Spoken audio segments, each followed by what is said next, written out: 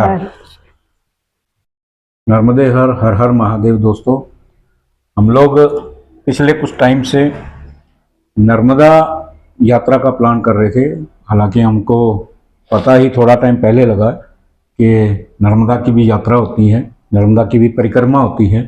हमको 2 महीने पहले तक ये पता नहीं था, 2 या 3 महीने, 2 ढाई महीने पहले जैसे ही हमने नर्मदा परिक्रमा के बारे में सुना और इसके बारे में फिर जिज्ञासा उत्पन्न हुई, यूट्यूब पे देखना स्टार्ट किया, कुछ व्लॉग्स देखे कि लोग नर्मदा परिक्रमा कर रहे हैं, क्यों कर रहे हैं, और इसके बारे में और ज़्यादा जानने के लिए हमने भी ये सोचा कि क्यों ना नर्मदा की परिक्रमा करके आई जाए, तो इसके महत्व को समझा जाए और इसके बारे में जाना जाए। क्योंकि नर्मदा परिक्रमा करना, लोगों से जब जैसे जाना तो पता लगा कि इसका बहुत ही बड़ा पुण्य है।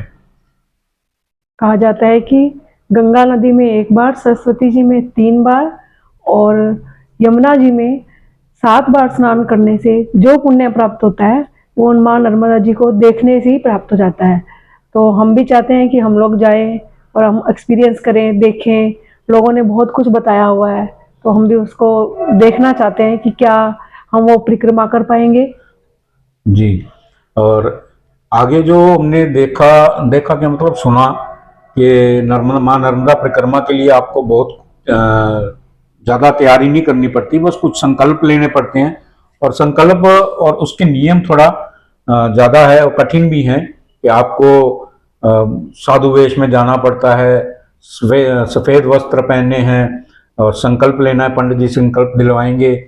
और लोगों को देखा पैदल चलते हुए, दंडवत चलते हुए, लेकिन हमारे मन में आया कि पैदल तो पॉसिबल नहीं है इतना चलना हमारे लिए, लेकिन हम गाड़ी से तो जा ही सकते हैं।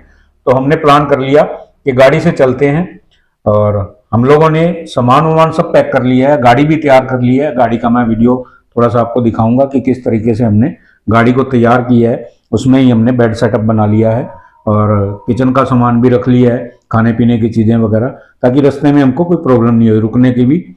तो वो चीज़ें तो सब एक तरफ है, लेकिन जाने की जो प्रक्रिया है वो थोड़ा समझनी है हमको, कहाँ से स्टार्ट करनी है और किस तरीके से जाना है, यहाँ से कहाँ जाना होगा, कौन कौन से दर्शन योग्य स्थल हमको देखने हैं, वो सारी चीज़ें हमको वहीं पे पता करेंगी, वहीं पे पता लगेंगी। और थोड़ा बहुत जैसे जैसे हमको ज्ञात हुआ है वो आपसे शेयर करेंगे, लेकिन वीडियो के दौरान ही शेयर करते रहेंगे। अभी टाइम भी हो चुका है, हमने तैयारी तो वैसे कर ली है, लेकिन बहुत कुछ रहा हुआ है, तो वो भी पैक कर लें। तो आपको बाकी चीज़ें आपसे शेयर करते रहेंगे वीडियो के दौरान ही, जैसे जैसे हम चलेंगे वो बताते भी चलेंगे हम कहाँ जा रहे हैं और नर्मदा मैया के बारे में क्या क्या हमको पता है और क्या आपको पता है। आप भी अपने कमेंट्स में हमको बताइएगा। तो चलिए मिलते हैं यात्रा के दौरान, बने रहिए वीडियो में। नर्मदे हर। ये देखिए दोस्तों, हमारी गाड़ी, हमने मैया जी का पोस्टर आगे लगा दिया है नर्मदा परिक्रमा का, और गाड़ी का दिखाता हूं मैं आपको, साफ सुथरी कर ली है। ये बेड सेटअप है हमारा, इस बेड पर हम 2 जने आराम से सो सकते हैं। ये 4x6 का बेड है। सोते वक्त इस पे जो सामान होगा हमारे कपड़े के बैग वैग, वो हम आगे की सीटों पे रख देंगे, तो ये खाली ऐसे ही लगेगा, तो आराम से सो जाएंगे। ये देखिए, सीटों को भी आगे करने की जरूरत नहीं, पूरा 4x6 का ये है। और नीचे की जो जगह आप देख रहे हैं, यहाँ पे हम छोटा गैस का सिलेंडर कैरी कर रहे हैं, वो रख लेंगे, जूते चप्पल रख लेंगे। और हमारा ग्रोसरी का सामान जो है वो इस जगह पे आ जाएगा। ये स्टपनी वाली जगह है, इसमें हम ग्रोसरी का सामान और छोटे मोटे बर्तन और सिंगल बर्नर का गैस चूल्हा, वो सब इसमें फिट हो जाएगा, हमने करके देखा भी है। तो ये जगह सफिशिएंट है। और इधर एक जगह जो नीचे की खाली है, इसमें हम पानी के 2 कैन 10-10 लीटर के कैरी करेंगे, जो रास्ते की जरूरत हमारी पानी की पूरी करेंगे। तो इस तरह से है हमारा गाड़ी का सेटअप। नर्मदे हर दोस्तों, सुबह के बज गए हैं 4 और हम हैं जाने को तैयार नर्मदा मैया की यात्रा पे। देखिए हमारी गाड़ी भी तैयार, मैया नर्मदा का पोस्टर, और इस पे हमने अपने चैनल का नाम भी लिखवा दिया है, लाइफ विस्टा JPR। पीछे भी लिखवा दिया है, पीछे भी दिखाता हूँ आपको।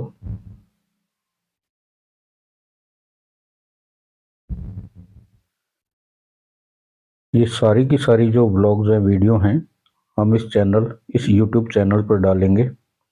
आप यहाँ पे देख सकते हैं। तो टाइम हो गया है चलने का, और चलिए जी बैठते हैं।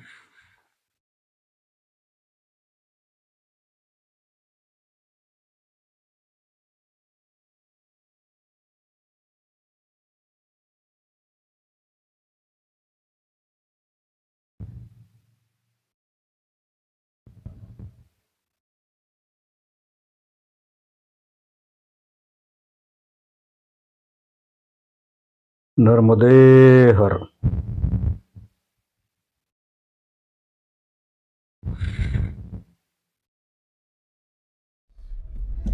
हर हर महादेव।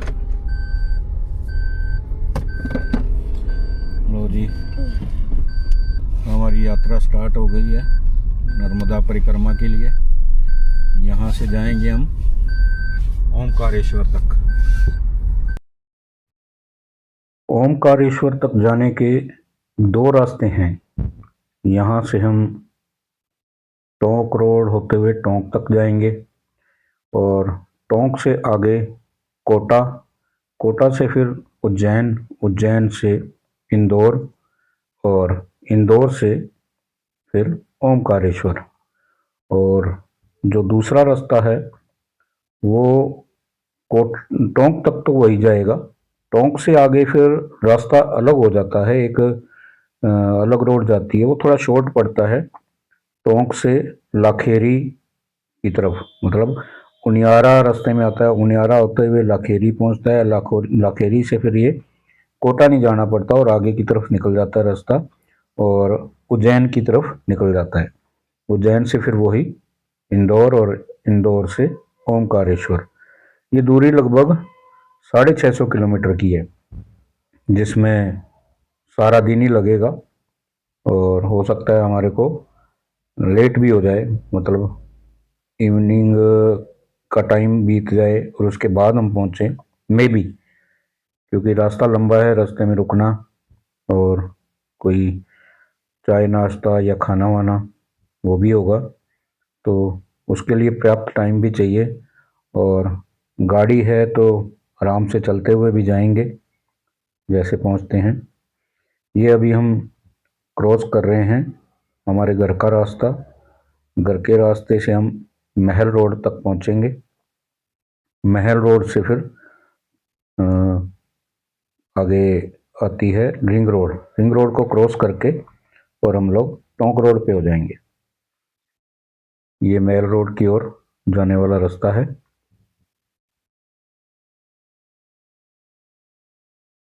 महल रोड आई गई है लगभग।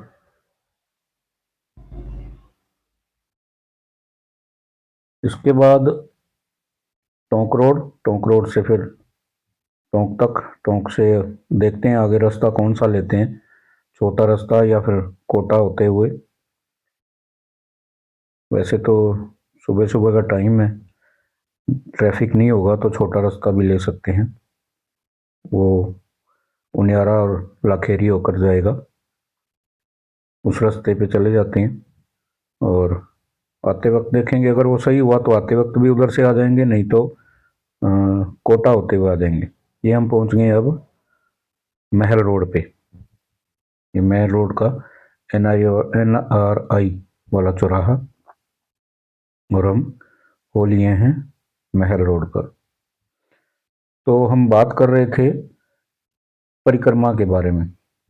हम बीच बीच में बातें करते रहेंगे, जो हमको जानना है वो आप बताएंगे, जो आपको मालूम हो, जो हमको पता है वो हम आपसे शेयर करेंगे। नर्मदा परिक्रमा के बारे में बताया गया कि माँ नर्मदा शिव भगवान की ही पुत्री है। माँ नर्मदा का जन्म है जो शिव भगवान के स्वेद से हुआ। स्वेद मतलब पसीने से हुआ है। उनका जन्म शिव भगवान के पसीने से हुआ है और नीचे धरती पे अवतरित हुई। तो इनको शिव की पुत्री भी कहा जाता है, इसलिए तो माँ नर्मदा शिव की पुत्री हैं। और एक किंवदंती ये भी है कि माँ नर्मदा और गंगा मैया दोनों ने तपस्या करी और तपस्या से खुश होकर भगवान शिव ने दोनों को वरदान दिया। तो गंगा मैया ने वरदान मांगा कि भगवान मुझे आप अपने में ही समाहित कर लीजिए। तो भगवान शिव ने गंगा मैया को अपने जटा में धारण कर लिया। तो वो जटा से अब हम देखते ही हैं कि माँ गंगा जो है शिव भगवान की जटा में से निकलती हैं और धरती पर आती हैं। उसी तरह जब माँ नर्मदा ने भगवान से वरदान मांगा तो उन्होंने क्या मांगा बताता हूं मैं आपको आगे। तो माँ नर्मदा ने भगवान शिव से वरदान मांगा कि हे भगवान, आप अपनी पंचायत के समेत मुझ में समाहित हो जाइए। तो भगवान ने ततस्तु कहा और अपने पंचमेश्वर के साथ में माँ नर्मदा में स्थापित हो गए। इसलिए कहा जाता है कि माँ नर्मदा का कंकड़ कंकड़ जो है वो शंकर है। आप देखेंगे कि माँ नर्मदा के अंदर से जो भी अपन पत्थर भी ले आए वो अपने घर में बिना पूजा पाठ के भी स्थापित कर सकते हैं, वो शंकर के समान है। रोड पर अभी तक चारों तरफ अंधेरा ही अंधेरा है। A few moments later.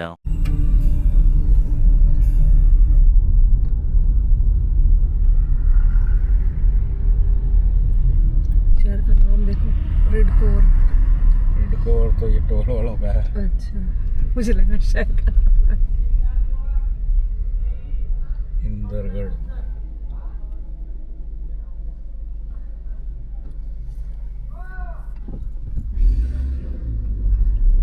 Red core वाले मतलब? रेड कोर कंपनी है। अच्छा, थोड़ा थोड़ा दिन निकलने लग गया। पहाड़ियाँ दिख रही है ना।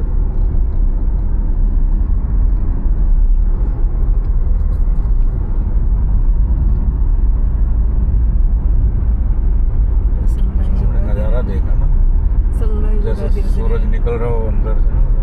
सनराइज क्या तो रही, सनराइज हो रहा है। लोग स्पेशल जाते हैं देखने सुबह सुबह।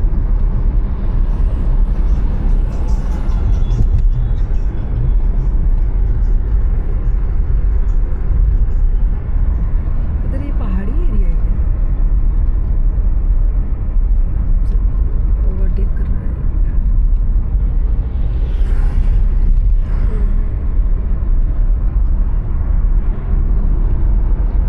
दो पहाड़ों के बीच में से निकलेगा सूरज।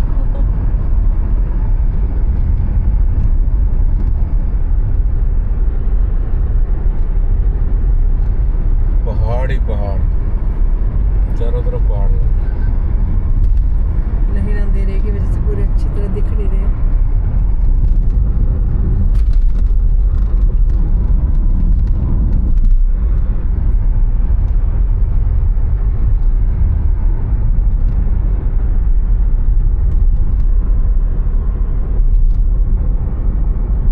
क्या लिखा हुआ है कुछ नहीं, मिटाई हुआ है। रोड साइड में लगा हुआ है।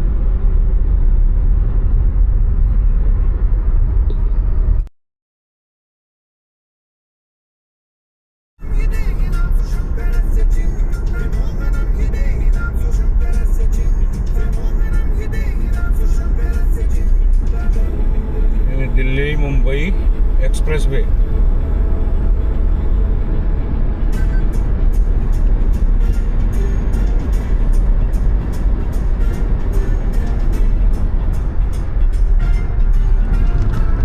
सूरज देवता आ गए हैं।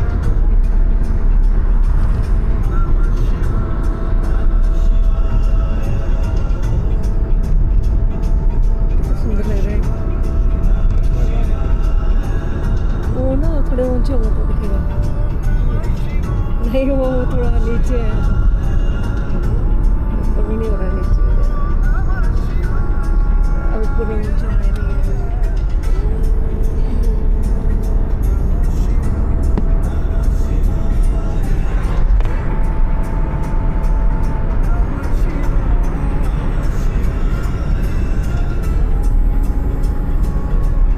हाँ जी नीतू जी, हाँ जी, नर्मदे हर। नर्मदे हर, नर्मदे हर, नर्मदे हर, हर हर महादेव। भैया ने हमारे को बुला ही लिया। पक्षी देखो कितने सुंदर लग रहे हैं। अभी हम लोग एक्सप्रेस वे पे हैं, दिल्ली मुंबई एक्सप्रेस वे, और जयपुर से लगभग 190 किलोमीटर दूर चल के आ गए हैं। ओमकारेश्वर जयपुर से लगभग 650 किलोमीटर के आसपास शायद होगा। तो अभी काफ़ी लंबा सफ़र है, लेकिन चलेंगे। धीरे धीरे चले।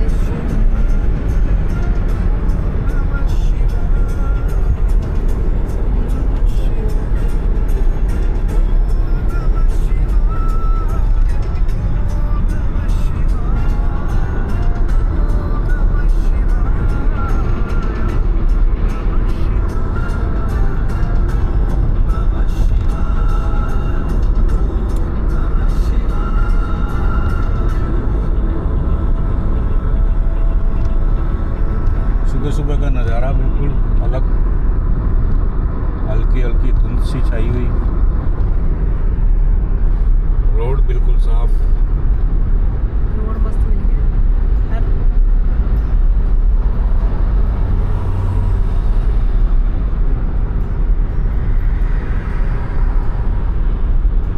ये गाड़ी थी जो अपने को क्रॉस करके आई। इसको 5 hours later. लो जी, हम पहुंच गए हैं महादेव की नगरी उज्जैन में। यहाँ रुके थोड़ी देर के लिए चाय नाश्ते के लिए। अब आगे इंदौर के लिए निकलते हैं, और यहाँ से ओमकारेश्वर लगभग 150 किलोमीटर के आसपास, 140-45 किलोमीटर ऐसा कुछ होगा। और 4 बजे तक, 4:30 बजे तक हम लोग पहुँच जाने चाहिए। रास्ते में अगर नहीं रुकते तो, कहीं रुके तो टाइम थोड़ा और ज़्यादा लग जाएगा। 5 बजा देंगे। तो ये है रोड का नज़ारा। खूब खिली हुई धूप, तेज़ धूप। आज गर्मी है, गर्मी है आज। हाँ, उज्जैन में तो गर्मी है। हाँ, मुझे ऐसा लग रहा है जो कपड़े लाए उनका क्या होगा। अब कपड़े लाए हैं जो बैग में पड़े रहेंगे, उनका क्या होगा। बातें नहीं करो।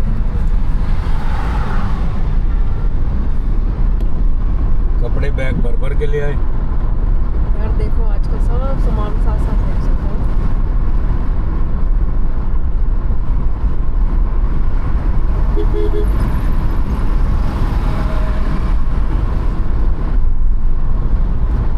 नर्मदा परिक्रमा के लिए जाके सारा कुछ पता करना पड़ेगा अपने को।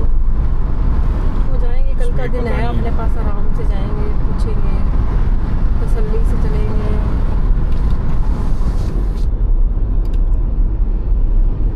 कौन से तट से होगी वो, दक्षिणी तट से या उत्तरी तट से, कहाँ से शुरू करनी है और किस तरफ जाना है, सब वहीं जाके पता चलेगा।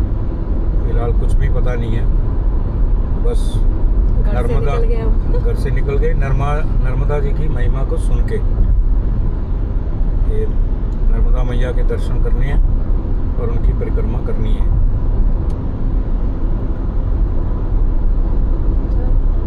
माता रानी ने बुलाया है तो दर्शन भी कराएगी। बढ़िया।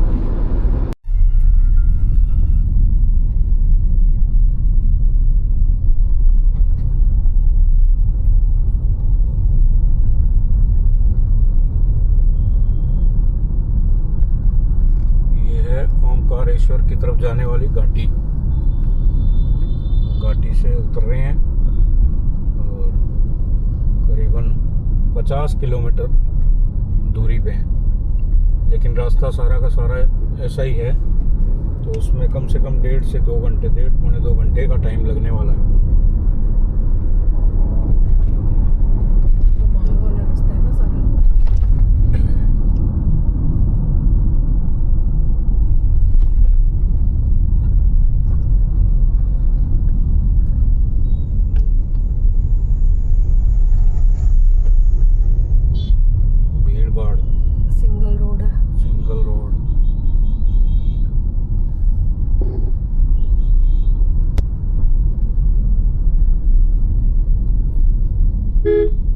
आगे अंधा मोड़ है।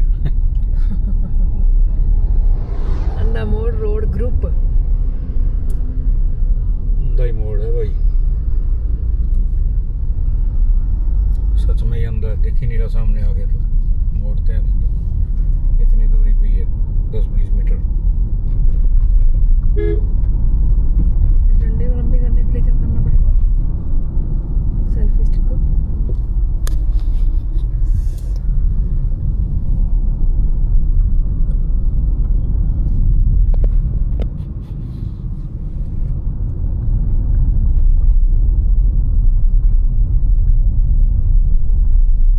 ओवरटेक तो कर ही नहीं सकते यार, मोड़ ही ऐसे है, मोड़ आ जाता है, मोड़ ऐसे है, बाइक सामने चल वाला रही कोई है। हॉर्न नहीं दे रहा।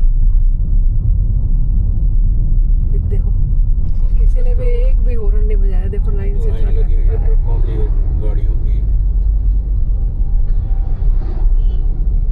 इसलिए गूगल बाबा दिखा रहा है उनको 2 घंटे। हाँ, अब लगेंगे तो वही लगेंगे ही। कोई नहीं, तेरे नजदीक आ गए, और सही 2 घंटे।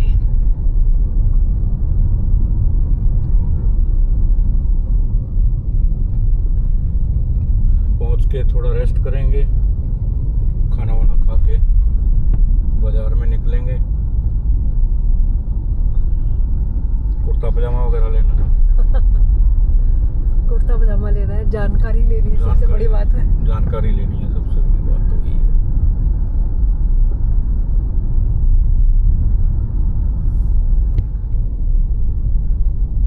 इसमें भी अगर परमिशन की जरूरत होगी वो भी लेनी पड़ेगी।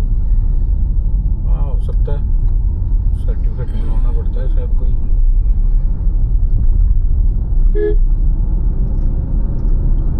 इतना रोड मेरे को लगता है ये सारे मोड़ ही ऐसे हैं। पूरी घाटी है ये।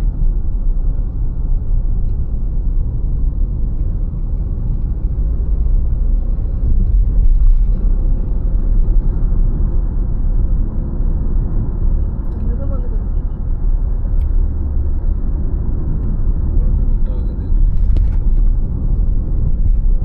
देखते हैं क्या आ रहा है वो। मंदिर आ गया। मंदिर आ रहा है कोई। ये कौन सा मंदिर है? देखो,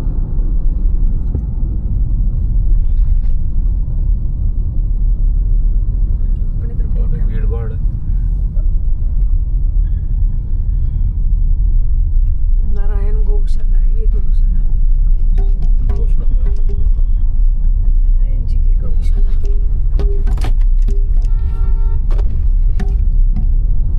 वही पीछे जो है।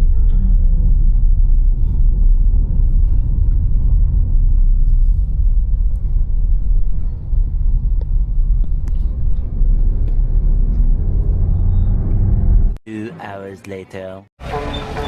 तो दोस्तों, हम लोग पहुंच गए हैं ओमकारेश्वर, और बताया गया कि ये आश्रम है एक गजानन महाराज संस्थान। ये देखिए, गजानन महाराज संस्थान बहुत ही अच्छा आश्रम है।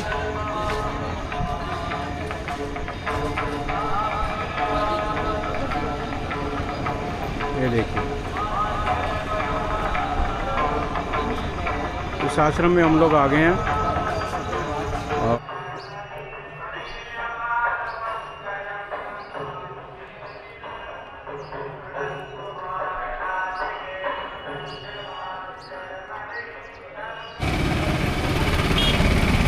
ओंकारेश्वर बाजार का नज़ारा।